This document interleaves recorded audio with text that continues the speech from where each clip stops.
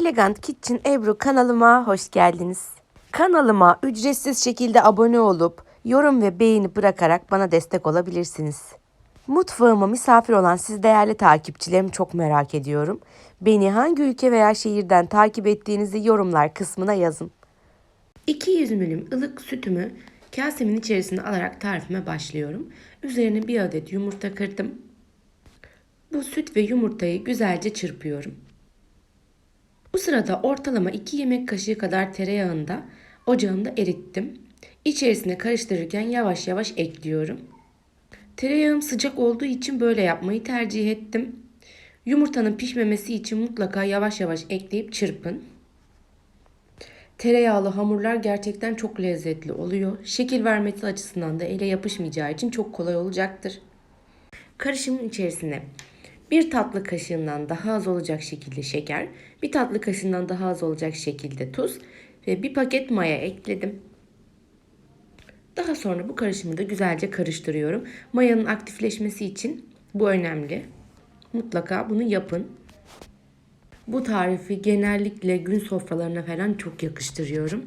Tek tek ayrılan kek görüntüsünde bir poğaça elde edeceğiz. Bu şekilde karışımımı güzelce karıştırıyorum ki mayam aktifleşsin şekerle beraber. Bu poğaça kek görünümünde gerçekten gün sofralarına, akşam yemeklerine, çay saatlerinizin yanına çok yakışacak.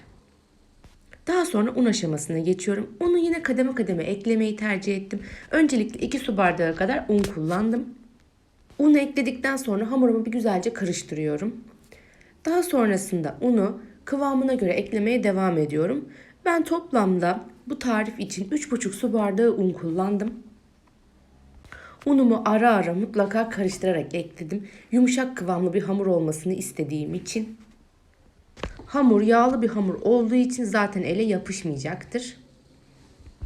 Ele yapışmayan yumuş yumuş bir hamur elde ettikten sonra hamurumuz olmuş demektir. Daha fazla un eklemeyin. Tarifimi buraya kadar izlediyseniz yorum ve beğeni bırakmayı unutmayınız. Beğendiğiniz tariflerimi sosyal medyanızda paylaşarak bana destek olabilirsiniz. Bildirim zilini açarak yeni tariflerimden ilk siz haberdar olabilirsiniz. Hamurum bu şekilde yumuş yumuş oldu. Son olarak bir toparlıyorum unla beraber. Bakın kıvamı gerçekten çok güzel. Üzerini kapatıp mayalanmaya bırakıyorum. Ortalama bir yarım saat 40 dakika mayalandırdım. Mayalandırdığım hamurumu da son bir kez karıştırıp havasını almak istiyorum. Havasını almadığınız takdirde mayada da çok baskın şekilde gelecektir. Bunu biz hamurlarda, poğaçalarımızda genellikle istemediğimiz bir lezzettir. Hamurum görüldüğü gibi yumuşacık, çok kolay şekilde alacak zaten. Yine hamur matımın üzerine biraz un sepeledim. Bu şekilde hamurumu üzerine alıp biraz da hamurun üzerine un sepeleyelim. Merdane yardımıyla kocaman olacak şekilde hamurumuzu açacağız. Hamur açmaya başlamadan önce üzerinden şöyle hafifçe bir bastıralım. Aşağı kısmının mutlaka unlu, üst kısmında mutlaka unlu olduğundan emin olalım. Daha sonra merdane yardımıyla hamurumuzu kare olacak şekilde açarsak yani dikdörtgenimsi bir boyutta daha iyi olacaktır. Hamuru katlayacağımız için böyle olması bizim açımızdan daha kolay olacaktır. Tariflerimde aklınıza takılan yerleri mutlaka yorumlar kısmında sorun. Bütün sorularınıza tek tek cevap veriyorum. Hamurumu açtıktan sonra içerisine bol miktarda tereyağı sürüyorum. Sürdükten sonra bir fırça yardımıyla tereyağının her tarafına gelmesi için dağıtıyorum. Hamurun kat kat olup ayrılmaması için bu aşama çok önemli. Mutlaka tereyağını bol miktarda kullanın. Ben içerisine daha sonra biraz lor peyniri sepeledim. Siz dilerseniz bu aşamada kaşar veya daha farklı peynirler de tercih edebilirsiniz. Daha sonra hamurumu 3 parçaya katlıyorum. Videodaki gibi yapabilirsiniz. Bu hamur çok kolay açılıyor, çok lezzetli. Sadece bu tarifte değil, bu hamuru başka tariflerinize de rahatlıkla kullanabilirsiniz. 3'e katladığım hamurumu daha sonra merdane yardımıyla yine açmaya başlıyorum. Hamuru incecik olacak şekilde açalım. Yani yırtılmaya az kaldığı bir sürede. Beğendiğim diğer poğaça tariflerini de videonun sonuna ekliyorum. Mutlaka onları da izleyin. Zaten bu poğaçanın tadını bir kere vardıktan sonra hep bu poğaçayı yapmak isteyeceksiniz. Poğaçam bir de kolay kolay bayatlamayan bir poğaça tarifi. Hamuru tekrar açtırdıktan sonra içerisine bir miktar daha tereyağı sürelim. Yine tereyağın her yere gelmesi için fırça yardımıyla güzelce bunu dağıtalım. Yine ben içerisine biraz lor peyniri eklemeyi tercih ettim. Siz dilerseniz yine söylediğim gibi çikolatalı, karamelli, istediğiniz türde yapabilirsiniz. Reçelli, marmelatlı her türlü çok lezzetli olacaktır.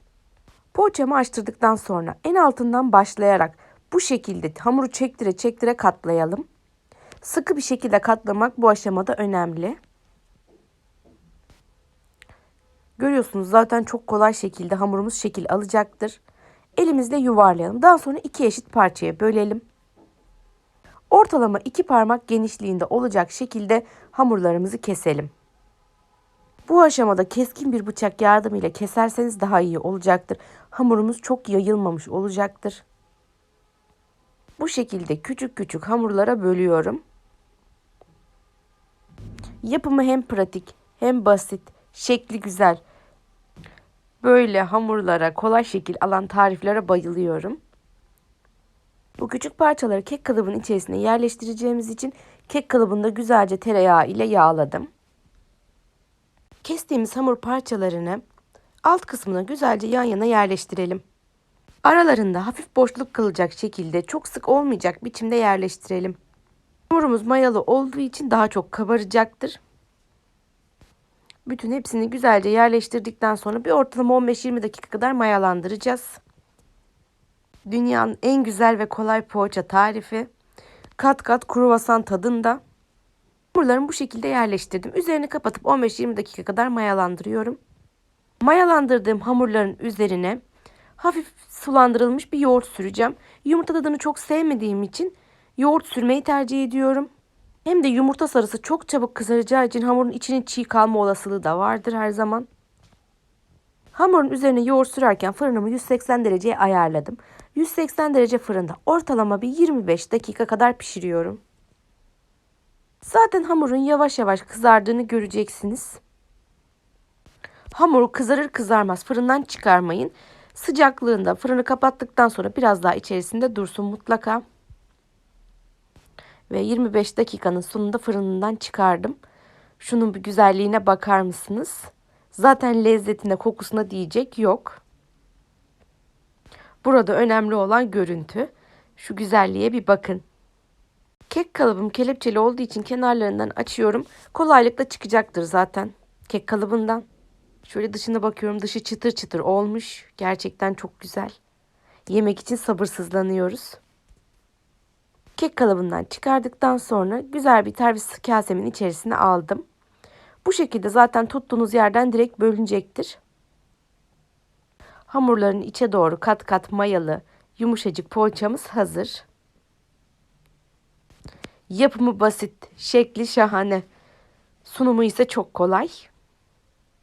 Bu şekilde ucundan koparıp koparıp yiyebilirsiniz. Zaten hamurun esnekliğine, yumuşaklığına bir bakın, size her tarafını güzelce gösteriyorum.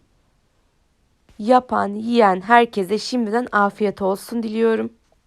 Beni ilk bu tarifimle tanıdıysanız, farklı tariflerim için kanalımı ziyaret etmeyi unutmayınız. Hazır ziyaret etmişken abone olup bana destek olursanız çok mutlu olurum. Farklı tariflerimde görüşmek dileğiyle. Sevgiyle kalın, hoşça kalın, takipte kalın.